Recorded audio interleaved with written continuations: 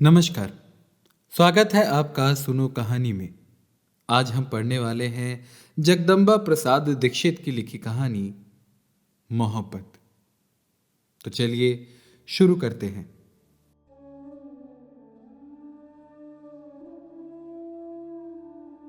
जरूरी नहीं है फूलाबाई का जिक्र, फिर भी एक बस्ती है जिसे सबने देखा है। पहली बार मैं भौचक रह गया था। पुराने मकानों में अजीब अजीब लोग रहते थे, दूर दूर से आए हुए लोग। लगता था पिछड़ गए हैं, आगे बढ़ने की लड़ाई में लगे हुए हैं। कुछ लड़कियां थी जो वेश्याएं थी, कुछ लड़के दलाल थे। दिन भर लोग खामोश रहते थे, सोए हुए। शाम से हलचल शुरू होती थी। पूरी सड़क गाड़ियों, दलालों और ग्राहकों से भरी होती थी। बड़े बड़े होटलों की बत्तियां चमकने लगती थी। इनमें 5 या 3 तारे होते थे या किसी में कोई तारा नहीं होता था। तारे दिखाई नहीं देते थे, हम उन्हें सिर्फ महसूस कर सकते थे। दूर दूर देशों के लोग यहां आते थे। देखकर पता चलता था कि गोरे हैं, अरब हैं। लोग खास तौर पर अरबों के आने का रास्ता देखते थे। दुकानों, होटलों, लड़कियों और दलालों को अरबों का इंतजार होता था। भिखारियों, बाजीगरों, हिजड़ों को भी अरबों का इंतजार होता था। अपने अपने कमरों की ऊंचाइयों से अरब लोग नीचे की दुनिया को देखा करते थे। यहां हिजड़े नाचते थे, बाजीगर खेल दिखाते थे, भिखारी औरतें बच्चे भीख मांगते थे, नटों के बच्चे सर्कस करते थे। हर खेल के बाद एक ही सवाल होता था, गरीब भूखा, पेट के लिए खाना, अल्लाह रफीक रहम कर। सूखे दुबले फटे हाल हिंदुस्तानी अपना खाली पेट पीटते थे। औरतें काले बीमार बच्चे दिखाती थी। अरब अल्लाह के नाम पर ऊपर से नोट फेंकते थे। दुबले काले इंसान उन पर टूट पड़ते थे। सब में समझौता हो गया था। नोटों को लेकर लड़ाइयां होती थी, फिर नहीं होती थी, लेकिन फिर और मांगते थे। अब अरब सिर्फ हंसते थे, कभी कभी कागज के टुकड़े फेंकते थे। भीड़ एक बार फिर दौड़ पड़ती थी। हम सब लोग खुश थे। यहां रहना जरूरी था। सारी दौलत यहीं थी, सब कुछ यहीं था। सिर्फ रहने की जगह नहीं थी। इसका भी इंतजाम हो गया था। एक कोना था, एक खाट काफी थी। यही मैंने फूलाबाई को देखा था। 55 या 60 साल की थकी हुई काली औरत, बालों में बदरंग खिजाब लगाया था। बालों की जड़ें सफेद हो रही थी, कई जगह सफेद बाल छूट भी गए थे। आते जाते एक बार उसने मुझे गौर से देखा था, दूसरी बार मुस्कुराई थी, तीसरी बार उसने आंख मार दी थी। मुझे क्या हुआ था मालूम नहीं, शायद मैं घबरा गया था। इससे पहले किसी औरत ने ऐसा नहीं किया था। उस दिन से मैं होशियार हो गया था। आते जाते हमेशा दूसरी तरफ देखता था, लेकिन फिर भी चीजें ठीक नहीं हो रही थी। किसी ना किसी तरह फूला सामने आ जाती थी, और ज्यादा बनी ठनी और ज्यादा थकी हुई। जरा सा खांसती, फिर आंखों के कोने से ताकती, वही मुस्कुराहट। मैं परेशान हो गया था, मगर लोग अब भी उसी तरह चल रहे थे। सुजर समंदर में डूब जाता था। पुराने मकानों में लड़कियां बन ठन कर तैयार हो जाती थी। टैक्सियां या कारें होटलों में पहुंचा देती थी। सामने की बड़ी इमारत की बत्तियां चमकती रहती थी। अमीर हिंदुस्तानियों और अरबों की गाड़ियां वहां जरूर आती थी। ये इमारत होटल नहीं थी। इसके फ्लैटों में शरीफ लोग रहते थे, लेकिन लड़कियां वहां भी होती थी। दलाल वहां भी घूमते थे। मैं अक्सर उकता जाता था। समुद्र की लहरें भी दिल नहीं बहलाती थी। गांधी की मूर्ति आंखें बंद किए मुस्कुराती रहती थी। प्रेमी लोग लिपटते रहते थे। भिकमंगे, हिजड़े, दलाल, ठेले वाले सब अपना काम करते रहते थे, मगर मुझे मुझे क्या तकलीफ थी मालूम नहीं। इस समय मुझे फूलाबाई का ख्याल आ जाता था। बड़ी इमारत के एक फ्लैट से कोई अक्सर यही नाम पुकारता था। फूला फौरन अंदर चली जाती थी। अंदर शायद काम करती थी, फिर बाहर आ जाती थी। एक बीड़ी लेकर बैठ जाती थी, लेकिन फौरन ही फिर पुकार होती थी। दम लेने की फुर्सत भी नहीं मिलती थी। दुकानों से सामान ले लेकर अंदर पहुंचाती थी। होटल से चाय, दुकान से पान सिगरेट वगैरह उकताकर कभी कभी मैं सोचता था कि मेरी सही जगह क्या है। इस भीड़ में मुझे किस तरफ जाना है? क्या मैं भी आगे बढ़ूं और दलालों की दुनिया में शामिल हो जाऊं? गांधी की मूर्ति के पास अरबों और अमीरों के सौदे पटाना शुरू कर दूं? रात लेकिन हमेशा बहुत हो जाती थी। कभी आखिरी बस मिलती थी, कभी नहीं। जूते घसीटता हुआ मैं पैदल उस ठिकाने पर पहुंच जाता था जहां मेरी खटिया थी। पार्टनर कभी ड्यूटी पर होता था, कभी सोता रहता था। इधर जब से वो घर गया था, रात को लौटने पर खोली मुझे काटने दौड़ती थी। जितना ज्यादा हो सकता था मैं बाहर रहता था। इस समय जब मैं स्टेशन से बाहर आया, आखिरी बस जा चुकी थी। घड़ी में 1:30 बज रहे थे। खाली रास्ते पर मैंने चलना शुरू कर दिया था। दारू के अड्डे खुले थे। मीट अंडे के खोमचे के पास भीड़ थी। वेश्याओं की तलाश अब भी जारी थी। ठिकाने पर पहुंचते 2-2:30 बज गए। सारी जगह सुनसान लगती थी। सिर्फ फ्लैटों की बत्तियां जल रही थी। शायद कोई नशे में चीख रहा था। अंधेरे गलियारों से जब मैं गुजरा तो लगा कि कोई खड़ा है। फूलाबाई थी। मैं पहचान गया।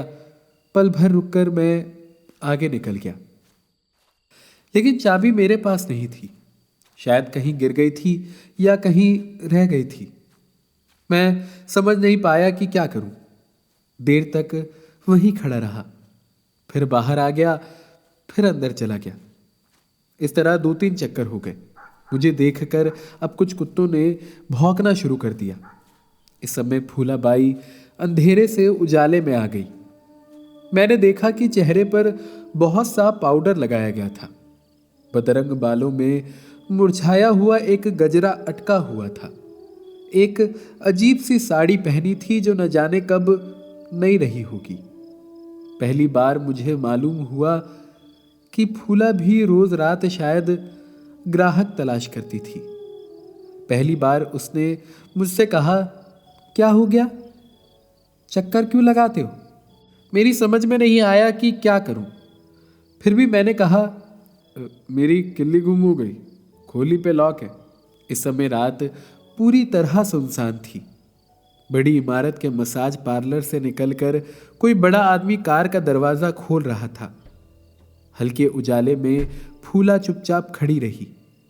मैं चलने लगा तो बोली, जरा रुको तो, कैसा ताला है तुम्हारा? हिचकिचाकर मैंने उसे ताले के बारे में बताया। बोली, ऐसा करो, हमारी किल्ली लगा के देखो ना। उसकी चाल में लड़खड़ाहट थी। जब इमारत से लौटी तो हाथ में चाबियों का गुच्छा था। मैंने कई चाबियां लगाई, एक भी नहीं लगी। फिर उसने कोशिश की। चाबियों पर चाबियां बदलती रही। पता नहीं कैसे ताला खुल गया। मैं पल भर वैसे ही खड़ा रह गया। अंदर जाकर बत्ती जलाई। अपने आप ही फूला अंदर आ गई। इस समय मेरी हिम्मत नहीं हो रही थी कि उसकी तरफ देखूं, लेकिन मैं उसे देखने लगा। वो चेहरा उस उजाले में और भी काला थका बूढ़ा लग रहा था। बालों का बदरंग खिजाब, झुर्रियों पर पाउडर की परतें और पुती हुई लाली। मुझे क्या लगा मालूम नहीं। शायद बहुत बुरा लगा, शायद थोड़ा दुख हुआ। फूला बोली, मैं तुमको आते जाते रोज देखती। अब उसके होंठ धीरे धीरे कांपने लगे। मुंह के कोनों में लार इकट्ठा हो गई। रुककर बोली, तुम की नहीं, मेरे को बहुत अच्छे लगते। एकाएक ही मैं कुछ बोल नहीं सका।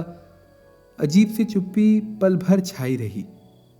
अब फूला संभल गई, बोली, तुमको लगता कि मेरी उम्र बहुत जास्ती नहीं क्या? पर मैं सच्ची बोलती, मेरी उम्र जास्ती नहीं है। मुझे मालूम नहीं था मैं क्या कहूँ। फिर भी मैंने कहा, नहीं ये बात नहीं, तुम मेरे को गलत समझा, मैं ऐसा आदमी नहीं हूँ। उसी तरह फूला ने कहा, नहीं सब आदमी लोग कमती उम्र की छोकरी से मोहब्बत करते, पर मैं सच्ची बोलती, मेरी उम्र जास्ती नहीं, तबीयत थोड़ा बिगड़ गया बस। मैंने जैसे जिद करते हुए कहा, नहीं तुम मेरे को समझा नहीं, मैं वो टाइप का आदमी नहीं, मैं तुमको बहुत अच्छा समझता, पर बोलते बोलते मैं रुक गया, मालूम नहीं क्या कह देता। फूला जैसे और संभल गई, बोली, देखो ना मैं तुमको बहुत पसंद करती, आते जाते हमेशा देखती, तुम अकेला मैं अकेली, मैं तो अकेली, मैं तो तुमको बोले तो मोहब्बत करती, और भी जास्ती मोहब्बत करूंगी। क्यों? तो इस वास्ते कि मेरे को भी मोहब्बत मांगता, थोड़ा हेल्प मांगता। सुनसान रात के 3 बजे एक अकेले कमरे में फूला मुझसे मोहब्बत और हेल्प की भीख मांग रही थी। उसके लिपे पुते चेहरे पर अचानक इतनी बेबसी दिखाई दी कि मुझे बहुत तकलीफ हुई। लेकिन मैंने कहा, नहीं भाई तुम मेरी बात समझो, मेरे को तुमसे कोई नफरत नहीं है, मैं वो टाइप का आदमी नहीं हूं, नहीं समझी? फूला ने कुछ नहीं कहा। अब उसका काला चेहरा और ज्यादा काला हो गया था। अब उसे कोई आशा नहीं थी। बड़ी देर तक उसी तरह चुपचाप खड़ी रही। धीरे धीरे बोली, उम्र जास्ती होने से क्या होता? मोहब्बत नहीं मांगता, हेल्प नहीं मांगता। मैं चुप रहा। आखिर फूला ने कहा, चलो जाने दो, कोई बात नहीं, पर एक बात बोलूं क्या? मैं उसी तरह उसकी तरफ देखता रहा। वो बोली, मेरे को थोड़ा पैसा मांगता, 4-5 रुपया उधारी, मैं जल्दी वापस कर दूंगी, भरोसा करना, सच्ची बोलती। इस तरह फूला बाई से मेरी पहली बातचीत खत्म हुई। मैं अब भी उसी रास्ते आता और जाता था। बीड़ी फूकती हुई फूला मुझे देखती थी, मुस्कुराती थी, लेकिन मुस्कुराहट में अब पहली वाली बात नहीं थी। मेरे पास पैसों की बहुत कमी थी, फिर भी थोड़ा कुछ मैंने उसे दे दिया था, लेकिन बातचीत कभी नहीं हो पाती थी। लेकिन एक रात जब बिना कुछ खाए पिए मैं सोने की कोशिश कर रहा था, दरवाजे पर दस्तक हुई। सामने फूला खड़ी थी। उसके मैले आंचल में कुछ ढका हुआ था। कुछ चिड़चिड़ा कर मैंने कहा, क्या है? आंचल के नीचे से एक रिकाबी उसने मेरी तरफ बढ़ा दी। खोली में एक खुशबू सी फैल गई। प्लेट में पुलाव या इस तरह की कोई चीज थी। मैं उसकी तरफ देखता रह गया। उसने कहा, सुबह को प्लेट ले जाऊंगी, ऐसे खाली पेट नहीं सोने का। मुझे ताज्जुब हुआ था। उसको किसने बताया कि शाम मुझे खाना नहीं मिला था? इसके बाद कई बार ऐसा होने लगा। गुजरते समय कई बार वो मेरे चेहरे को देखती, उसे बहुत कुछ मालूम हो जाता था। कई बार उसने मुझे रोका, अंदर जाकर चुपचाप कोई रिकाबी या प्लेट ले आई, लेकिन बातचीत अब भी नहीं होती थी। लेकिन अब वो मुझे बाहर भी मिलने लगी थी। समुंदर के किनारे गांधी की मुस्कुराती मूर्ति के पास कभी कभी बीड़ी फूकती हुई बैठी रहती थी। धीरे धीरे मैंने उसके पास बैठना शुरू कर दिया था। अब वो ज्यादा थकी, ज्यादा हारी हुई मालूम होती थी। काम अब उससे होता नहीं था। मसाज पार्लर में काम बहुत करवाते थे। रात को काम होता था, दिन में भी काम होता था। पार्लर में कई लड़कियां थी। रात को ये अरबों और हिंदुस्तानी रईसों की मालिश करती थी। बंद कमरों के अंदर से लगातार फूला को पुकार होती रहती थी। कभी ये पहुंचाओ, कभी वो पहुंचाओ। शराब, बर्फ, सोडा, सिगरेट, बीच बीच में लंबी चुप्पियां छा जाती थी। खाना भी पकाना पड़ता था। बड़ी रात लड़कियां बहुत थक जाती थी, फौरन खाना मांगती थी। फूला को बहुत गालियां देती थी। नशे में कभी कभी मारना शुरू कर देती थी। कहां का गुस्सा कहां निकालती थी। कोई कोई कस्टमर खाना भी खाते थे। ये लोग खूब पैसा लौटाते थे। इतना पैसा है उनके पास कि सोच भी नहीं सकते। मगर लड़कियों को बहुत कम मिलता था। पार्लर के फ्लैट का भाड़ा ही 15,000 रुपये महीना था। बचा हुआ बहुत सा रुपया पार्लर वाला ले जाता था, कुछ दलाल लोग ले जाते थे। लड़कियों के लिए थोड़ा सा बच जाता था। बस अच्छी तरह पहन ओढ़ लेती थी। लड़कियां बड़े बेमन से काम करती थी। कई बार बुरी तरह पीटी जाती थी। कुछ को चरस और पता नहीं क्या क्या की लत लग गई थी। दिन भर भटक कर शाम को मैं अक्सर मूर्ति के चबूतरे पर बैठ जाता था। इस समय मुझे फूला का इंतजार होता था। अपने दिल का सारा गुबार अब मैं उसके सामने निकालने लगा था, लेकिन अक्सर वो नहीं आ पाती थी। कई बार मूर्ति के पास रोशनी की जाती थी और भाषण होते थे, लेकिन टैक्सी वाले अरब अमीरों को यहाँ ले आते थे। इनके साथ हिंदुस्तानी या नेपाली लड़कियां होती थी।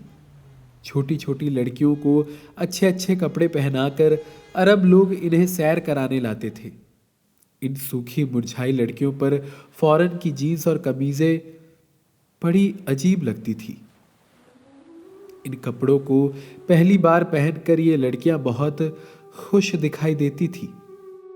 हिंदुस्तानी दलाल और टैक्सी ड्राइवर हाथ बांधे पीछे पीछे चलते थे। बीच बीच में छोटी लड़कियों को डांट डांट कर बताते रहते थे कि कैसी हरकत करनी चाहिए और कैसी नहीं।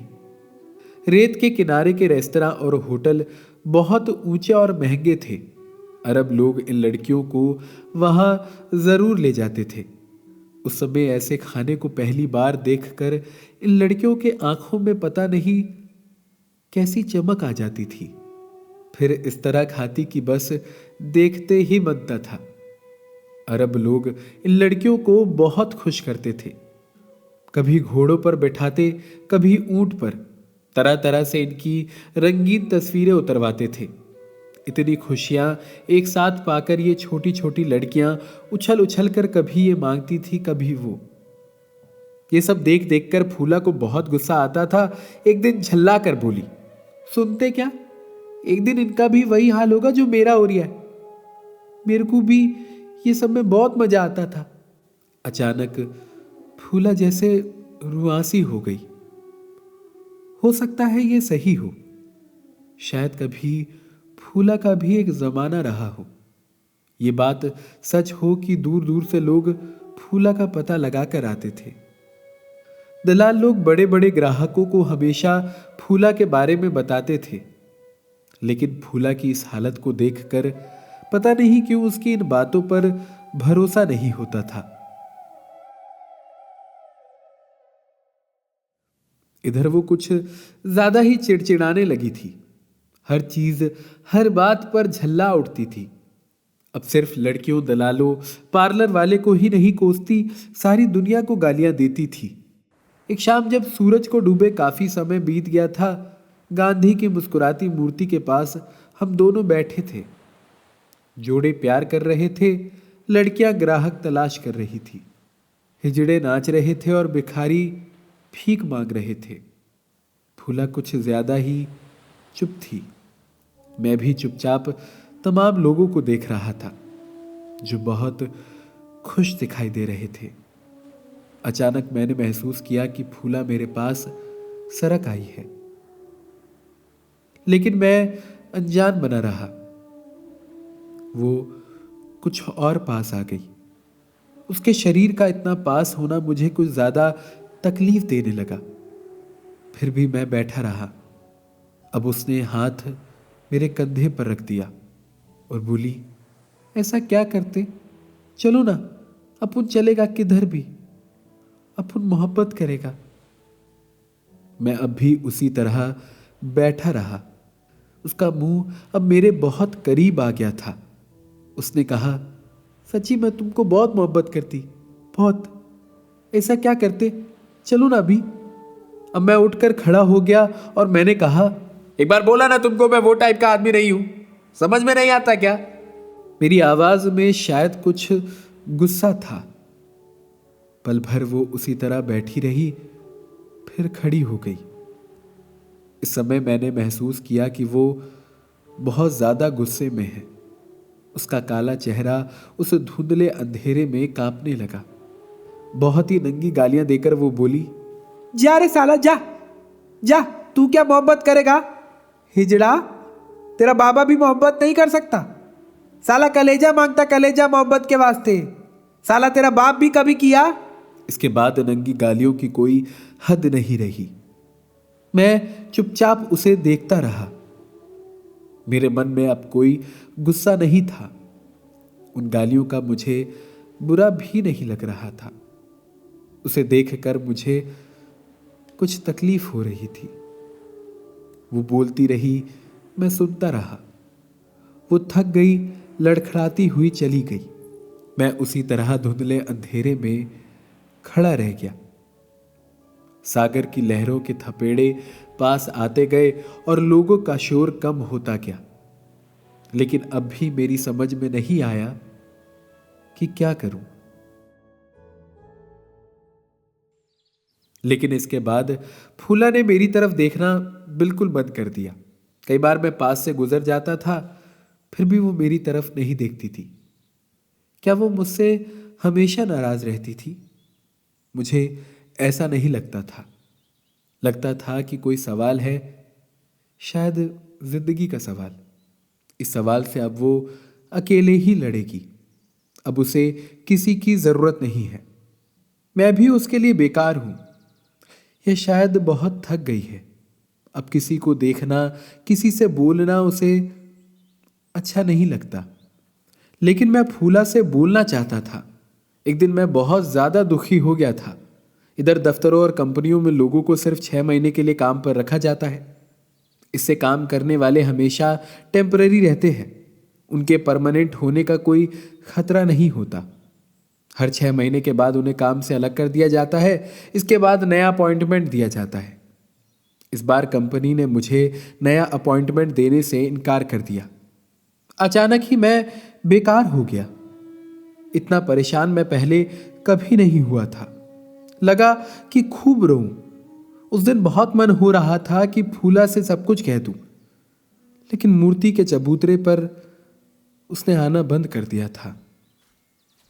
लौटते समय रास्ते में मिली जरूर, लेकिन देखकर भी मुझे अनदेखा कर दिया। मैं वहां से बार बार गुजरा, मगर उसने मेरी तरफ देखा तक नहीं। उस समय मुझे उस पर गुस्सा भी आया था। मेरा रूम पार्टनर हमेशा सोता रहता था। उसकी ड्यूटी हमेशा रात को रहती थी। मेरी उसकी बातचीत बहुत कम हो पाती थी। अब मैं अकेला ही सागर किनारे दूर दूर तक घूमता रहता था। इस इलाके में नई नई और ऊंची ऊंची बिल्डिंगें खूब बन रही थी। हम लोग इन्हें बस देख सकते थे। मैंने सुना था कि बिल्डर लोग एक एक फ्लैट के कई कई लाख रुपए लेते हैं। बहुत से बड़े बड़े स्मगलर लोग बिल्डर बन जाते हैं। बहुत से लोग लाखों रुपए देकर ये फ्लैट खरीदते हैं, फिर लाखों रुपया खर्च कर इन फ्लैटों को सजाते हैं। ये सारी बातें सुनता था, लेकिन मुझे भरोसा नहीं होता था। मैंने ये भी सुना था कि लोग बहुत जल्द अमीर हो जाते हैं। इस बात पर भी मुझे भरोसा नहीं होता था। इन दिनों मेरे मन में फूला से बात करने की बड़ी इच्छा होती थी। दिन भर धक्के खाकर शाम जब मैं लौटता था तो हर रोज मेरे पास एक नई कहानी होती थी। ये कहानियां अक्सर निराशा, बेइज्जती और दुख की कहानियां होती थी। काम मिलना बड़ा मुश्किल हो रहा था। हर जगह अपने अपने लोगों को काम दिया जा रहा था। ये सब कहानियां मैं पहले की तरह ही फूला को सुनाना चाहता था, लेकिन अब फूला ने दिखाई देना भी बंद कर दिया था। एक दिन जब मैं लौटा तो बहुत खुश था। अगले 2-4 दिनों में मेरा काम पर लगना पक्का हो गया था। उम्मीद थी कि इस बार 6 महीने वाली नौकरी नहीं होगी, पक्का हो जाने की पूरी आशा थी। मैं इतना खुश था कि किसी भी हालत में फूला से बात करना चाहता था। काफी रात तक मैं मूर्ति वाले चबूतरे पर बैठा रहा। मेरे सामने हंसते खेलते लोग गुजर गए। मेरे सामने सूरज पानी में डूब गया, लेकिन फूला नहीं आई। ये कोई नई बात नहीं थी। रात तक बैठकर मैं वहां से उठ आ गया। इमारत के सामने से गुजरते गुजरते कई बार मैंने उधर देखा। फूला कहीं दिखाई नहीं दी। ये भी कोई नई बात नहीं थी, लेकिन इस बार मुझे कुछ अजीब सा लगा। मुझे फिर ख्याल आया कि पिछले कई दिनों से मैंने उसे नहीं देखा है। क्या हुआ? क्या वो कहीं और चली गई? इस ख्याल से मैं कुछ परेशान हो गया। मैं किसी से फूला के बारे में पूछना चाहता था, लेकिन यहां कोई किसी से बात ही नहीं करता था। 2-3 दिन और गुजर गए। मसाज पार्लर की बत्तियां बड़ी रात तक चमकती रहती थी। बार बार आते हुए जाते हुए मैंने ध्यान से देखा, फूला कहीं नहीं थी। मुझे मालूम हो गया फूला कहीं चली गई। शायद मुझे काफी बुरा लगा, लेकिन मैं ऊंची इमारतों में रहने वाले लोगों की बातें सोचने लगा। लाखों रुपए खर्च करने वाले लोगों की बातें सोचने लगा। स्मगलरों, बिल्डरों, अरब अमीरों के साथ घूमती छोटी लड़कियों, सभी की बातें सोचने लगा।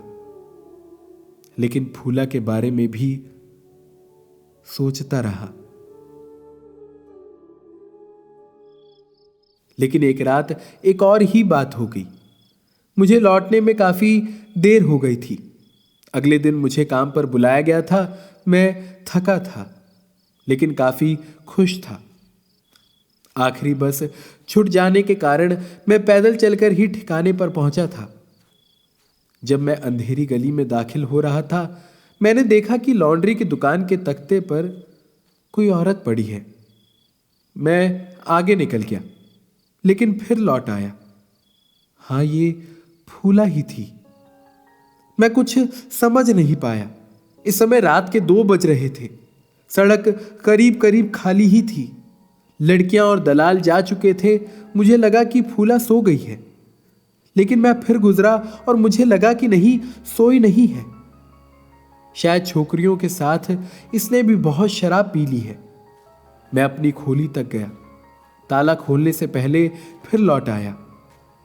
अब मुझे लगा कि फूला बेहोश है। कुछ हिचकिचाकर मैंने आवाज दी, फूला, फूला बाई। कोई जवाब नहीं आया।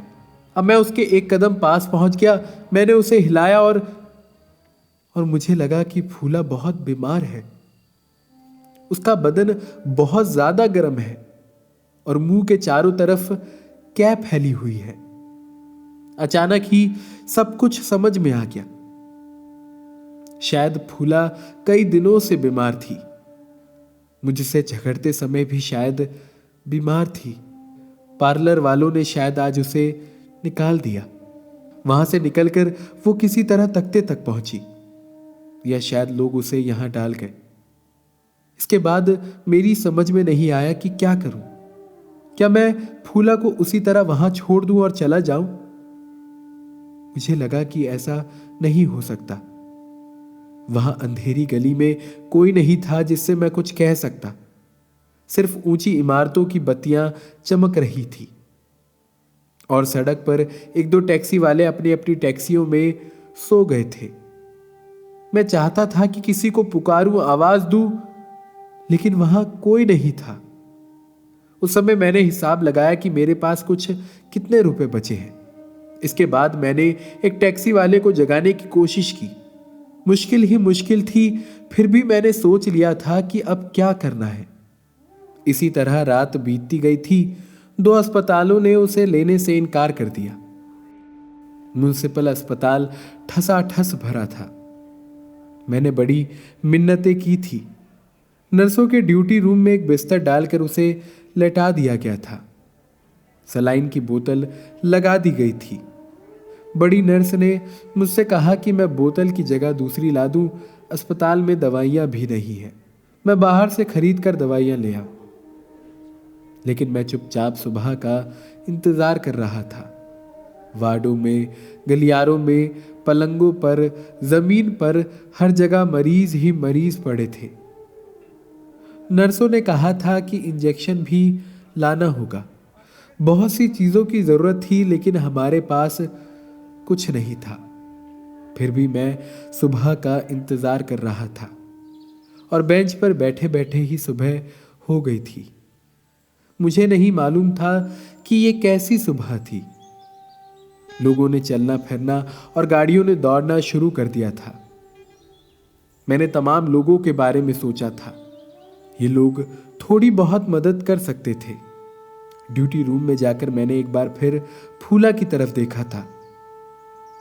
वो अब भी बेहोश थी। चितकबरे बाल बिखरे हुए थे और वो पहले से ज्यादा कुरूप लग रही थी।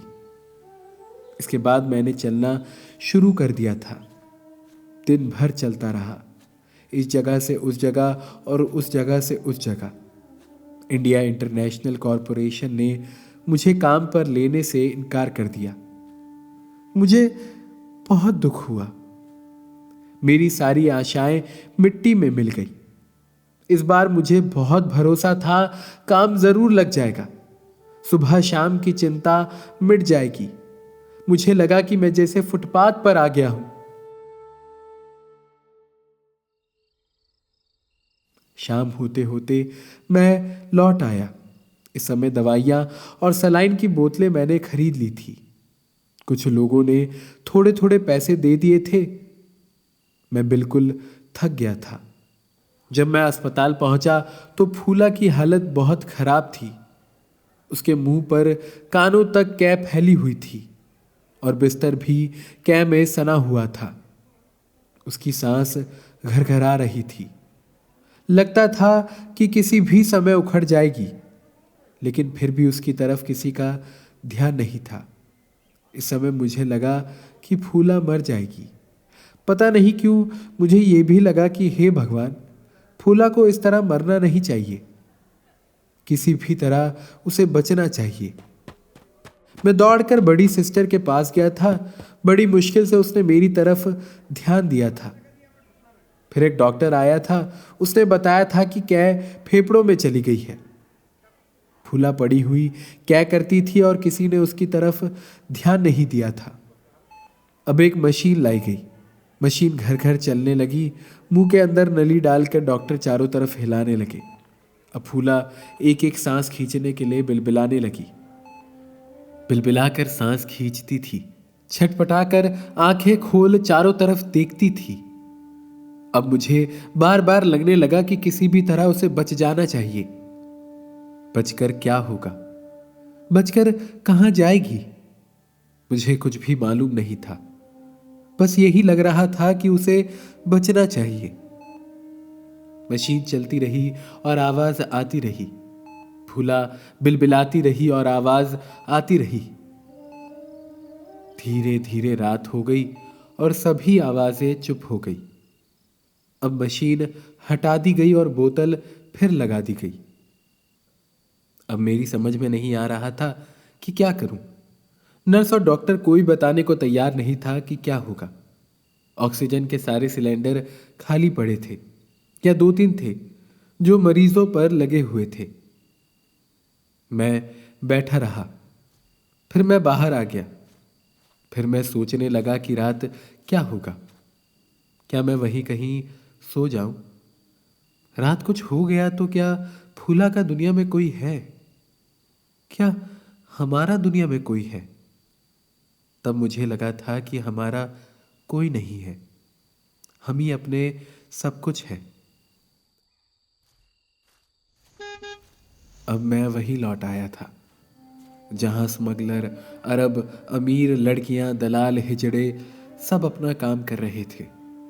कई सितारों वाले होटलों में बत्तियां जगमगा रही थी और महंगे रेस्तराओं में अजीब धुनें बज रही थी।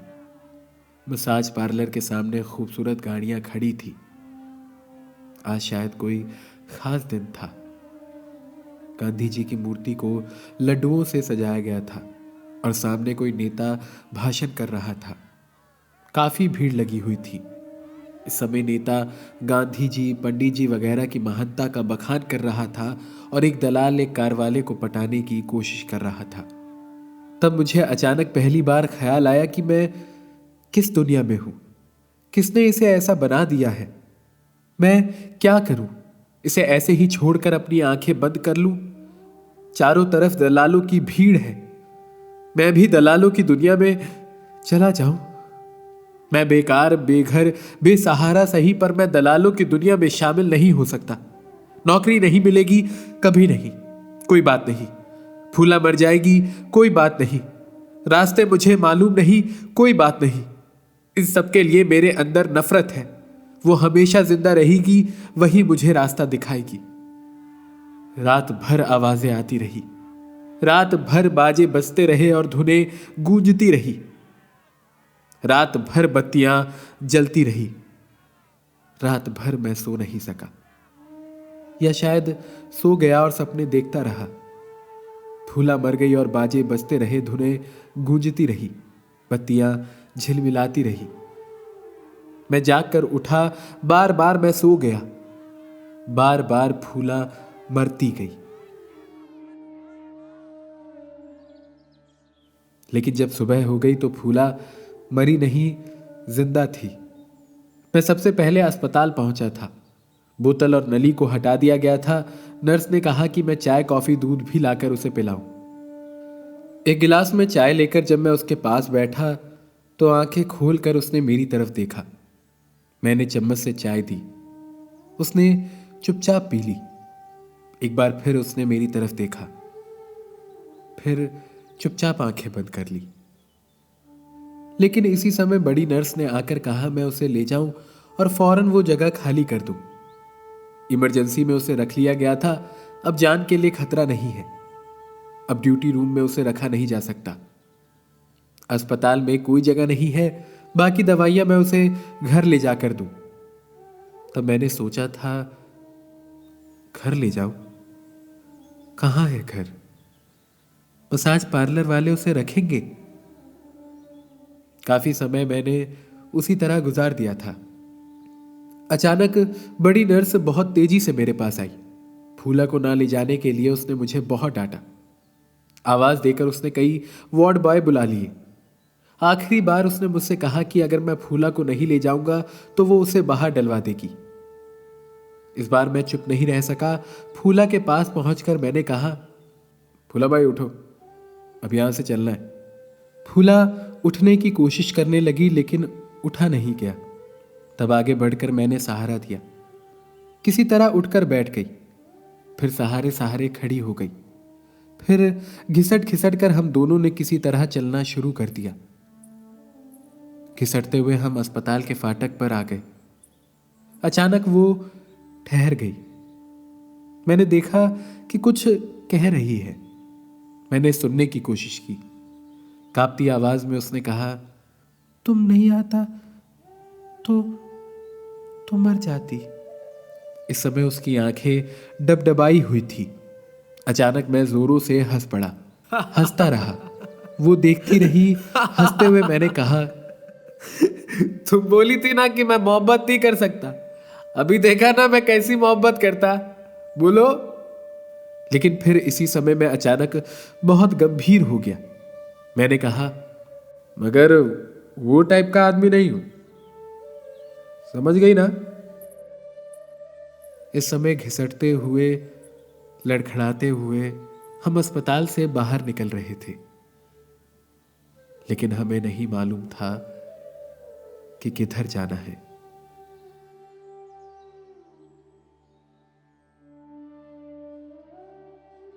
बस कहानी खत्म।